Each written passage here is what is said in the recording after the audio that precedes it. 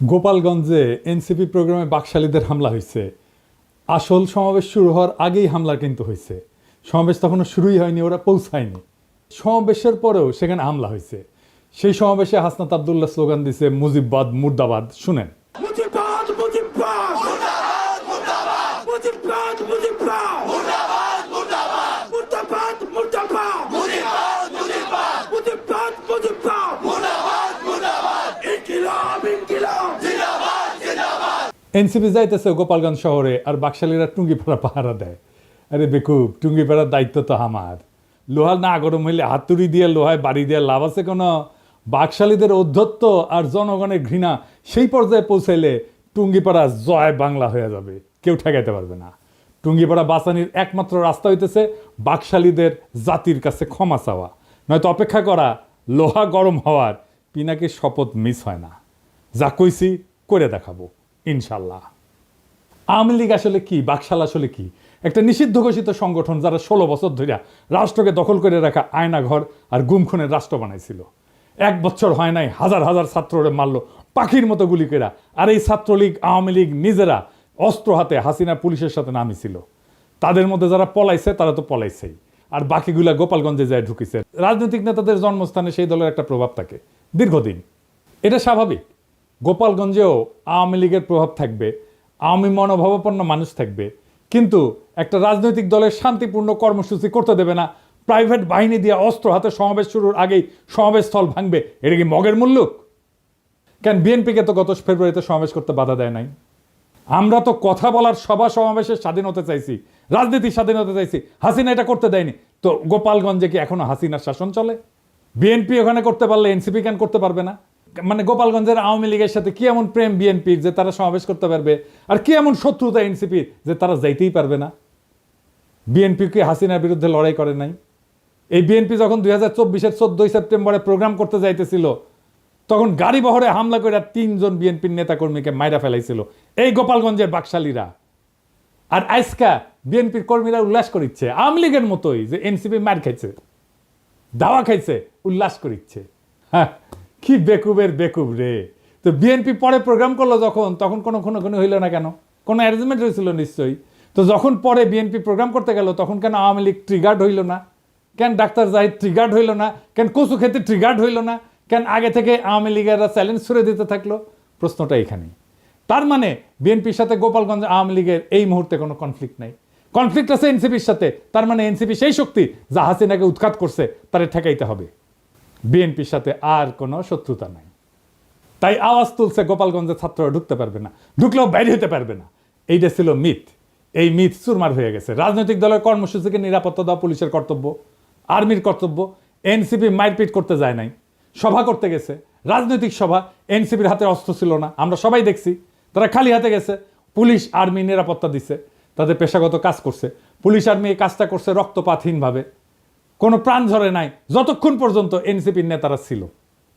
এটাই বিজয়, হাসিনার জামানাকে অতিক্রম করে যাওয়ার বিজয়। এই বিজয় এলো বর্ষা বিপ্লবের নায়কদের হাত ধরে। গোপালগঞ্জে মুজিব বিরোধী সমাবেশ করতে যাওয়া যায়, নিরাপদে ফিরেও আসা যায়, কোনো প্রাণঘাতী সংঘাত ছাড়াই। তারা তাদের কর্মসূচি শেষ করে ফেরত আসছে। এই ঘটনার রাজনৈতিক মূল্য অনেক। এইগুলাই ছোট ছোট বিজয়। আর গোপালগঞ্জের জনগণ নামে নাই, নাম ছিল বাকশালী গুন্ডারা। ওরা মরণপণ লড়াই করতে পারে না, সেটাও তো দেখলেন। এখন বলবেন কই 4 জন তো মারা গেছে। হ্যাঁ, মারা গেছে, কারণ তারা এনসিপির নেতারা ফিরে আসার পরে নানা জায়গায় হামলা শুরু করেছিল, বোমা আগ্নেয়াস্ত্র নিয়ে, এমনকি জেলখানা আক্রমণ করেছে। ক্যাজুয়ালিটি হয়েছে তারা ফিরে আসার পরে। আরও অনেককে চিনবার পারলাম এই সুযোগে। যেমন ধরেন বাংলাদেশের মিডিয়াগুলা, যেমন প্রথম আলো, জাউরা, ও বলছে যে কিছু লোক এসে হামলা চালাইছে। এই লোকের পরিচয় তারা জানে না। মতি মাহফুজকে এমনি আমি থাপড়াইতে চাই, জাউরার জীবন ভালো হবে না। এখন আবার কচু খেতে আসিছে মানবাধিকার নিয়ে, ওরে আমার ওরে। ওবার মানবাধিকারও বুঝে। মানে আপনি একজন খুনি ডাকাতের মানবাধিকারের পক্ষে দাঁড়াবেন, জার্মানিতে নাজি পার্টির সদস্যদের মানবাধিকারের পক্ষে দাঁড়াবেন। ওই সারাক্ষণ করে ধান্দাবাজি, জানেন? কই থেকে কি টাকা কামানো যায় তার ধান্দা করে। টাকা কামানো খারাপ কিছু না, কিন্তু মিনিমাম নৈতিকতা তো থাকবে। একটা এক্সাম্পল দিই, ওই যে মুস্তাক মারা গেল না, রিমান্ডে নিছিল, তার সাথে কিশোরকে ধরেছিল। কেন ধরেছিল জানেন? নাফিস শরাফতের একটা কার্টুন আঁকিছিল কিশোর, এই আইডিয়া সামির প্রকাশ করেছিল আই এম বাংলাদেশিতে। সামি ওইটার অ্যাডমিন, সে নিজেই কইছে যে দেখেন সেই পেজ সেই চালাইতো। সেই নাফিস শরাফত রেগে গিয়া এই কিশোর আর মুস্তাককে অ্যারেস্ট করে পিটায়। মুস্তাককে এতই পিটাইছিল যে সে প্যান্টে হাগে দিছিল। তারপর তো মুস্তাক মরে গেল। সেই নাফিস শরাফতের একটা কাজের জন্য এই সামি তদবির করছে মন্ত্রণালয়, কাজ দেয় না এই জন্য মন্ত্রণালয়ের দায়িত্বপ্রাপ্ত বিশেষ সহকারী পিছে সে লাগিছে, তার নামে রিপোর্ট করাইছে। যে আমার কমরেডকে মাইরা ফেলাইলো তার জন্য তদবির। সি সি সি সি রে সামি সি। আমি এটা শুনে বাকরুদ্ধ। একটা মানুষের নৈতিক পজিশন এত সহজে বেঁচে দেওয়া যায়? মুস্তাকের জীবনের এতটুকু মূল্য নাই তার কাছে। আমি যে ওরে অপছন্দ করি এমনি এমনি না, ওর মধ্যে বিবেক মনুষ্যত্ব কিচ্ছু নাই। ওর সঙ্গে যখন কথা হইতো তখন আমি বলছিলাম যে আপনি মোটা আজিজের মারছেন না, সেটা আমাদের জন্য ভালো হয়েছে, কিন্তু আপনার একটা বস্ত বড় ক্ষতি হয়েছে। আপনার মধ্যে একসময় রিমোর্স আসবে, অনুতাপ আসবে। আজ না হোক কাল আসবে, কাল না হোক পরশু আসবে, নয়তো মরার আগে আসবে। আপনার মনে হবে একজন মানুষ আপনারে বিশ্বাস করেছিল, সে খারাপ মানুষ তাতে সন্দেহ নাই, কিন্তু বিশ্বাস করছিল আপনাকে। সেই বিশ্বাস, ট্রাস্ট আপনি ভাঙছেন। ট্রাস্ট একটা খুব ইম্পর্টেন্ট জিনিস। বাংলাদেশে বিশ্বাস ভাঙাটা কোনো ব্যাপার না। আর এই কচুকেতিরকে দেখে বুঝলাম ও মরার টাইমে ওর রিমোর্স আসবে না। তবে আল্লাহর মায়ের বলে একটা জিনিস আছে না, সেটাও টের পাইতে শুরু করবে এখনই ও টের পাবে। বাংলাদেশের কোনো মানুষ তাকে আর বিশ্বাস করবে না। আর আমি তো আমার এপিসোডে তার প্রশংসা করেই যাব। মানুষ জানবে একজন অতিশয় ভালো মানুষ আছে দুনিয়ায়, সে ভালো কাজ করে, সে ভালো ছেলে।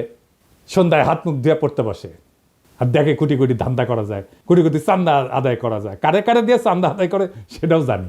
যাই হোক, অনেকে কইতেছে যে এই হাসনাত আর্মি চিফের বিরুদ্ধে দাঁড়াইছিল, এখন আর্মির গাড়িতে কেন নিরাপত্তা নিল?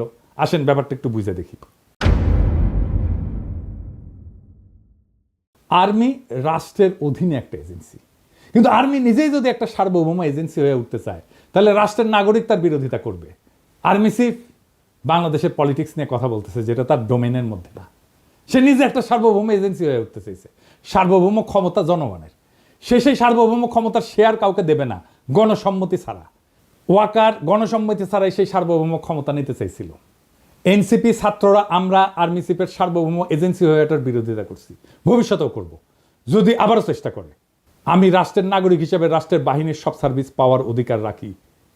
আমি নাগরিক হিসেবে তাদের নিয়োগকারীও বটে, আমাকে সেবা দেওয়া তার কর্তব্য। আর্মি চিফের সার্বভৌম এজেন্সি হয়ে ওঠার বিরোধিতা আর আর্মি নিরাপত্তা সার্ভিস নেওয়ার মধ্যে কোনো বিরোধ নাই, বরং রাষ্ট্র আর নাগরিকের মধ্যে সম্পর্কের ধরনই এটা। আর্মি এনসিপি নেতাদের অনুগ্রহ করে নাই, এনসিপি নেতারা ওয়াকারের বিরোধিতা করে ভুল করে নাই। আমার প্রোফাইলে বিএনপির পোলাপাইনরা এসে কমেন্ট করছে যে কেন ওরা পালায় আসলো, এটা কোনো হ্যাডম হইল?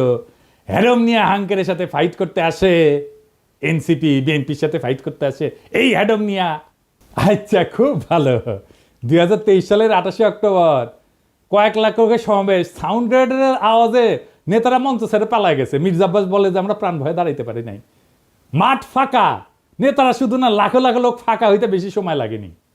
অস্ত্রের সামনে শূন্য হাতে টিকে থাকা সম্ভব না, এটা সবার মনে রেখে ট্রল করা উচিত।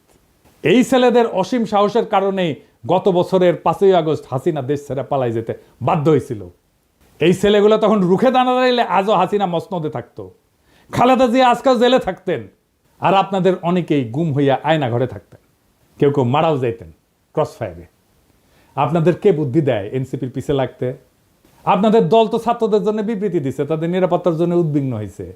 আপনার দলের নেতাদের সাথে তো আপনাদের ডিসকানেকশন। এখন আমি বুঝতে পারি যে কেন মির্জা ফখরুল মাঝে মাঝে মেজাজ হারায় ফেলে, কেন বক্তৃতা দিতে যে ধমকা ধমকি করেন, থাপ্পড় টাপ্পড় মারেন। তাদের সাহসের প্রশংসা করতে না পারলে চুপ থাকেন। ওরা হুমকি সত্ত্বেও ওখানে যাওয়ার হিম্মত দেখাইছে। হামলার পরেও তারা সমাবেশস্থলে গেছে, বক্তৃতা করছে, মুজিববাদের বিরুদ্ধে স্লোগান দিছে। এই অসীম সাহস দেখানোর জন্য তাদের ধন্যবাদ। এইবার আসেন গোপালগঞ্জের আলোচনায়। কেন গোপালগঞ্জে যাওয়াটা জরুরি, দখল নেওয়াটা জরুরি? আসেন এই বিষয়টা আলাপ করে বুঝি। 1971 সালে 16ই ডিসেম্বর বাংলাদেশ স্বাধীন হয়। এটা আমাদের বিজয় দিবস। আমরা জানি যে ওই দিন আমরা পরাজিত করতে পারি, পাকিস্তানি বাহিনী আত্মসমর্পণ করে। 1971 সালে বাংলাদেশে পাকিস্তানি ভাবাদর্শের পরাজয় হয়েছে।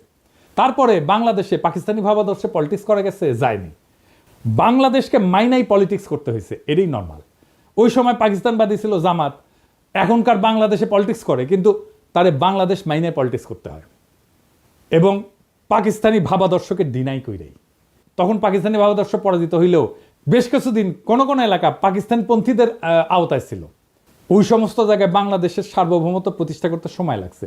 যেমন ধরেন মিরপুর 1972 সালের 30শে জানুয়ারি পর্যন্ত মিরপুর দখলে ছিল পাকিস্তানপন্থীদের। ওইটা মুক্ত করতে গিয়ে জহির রায়হান মারা যান।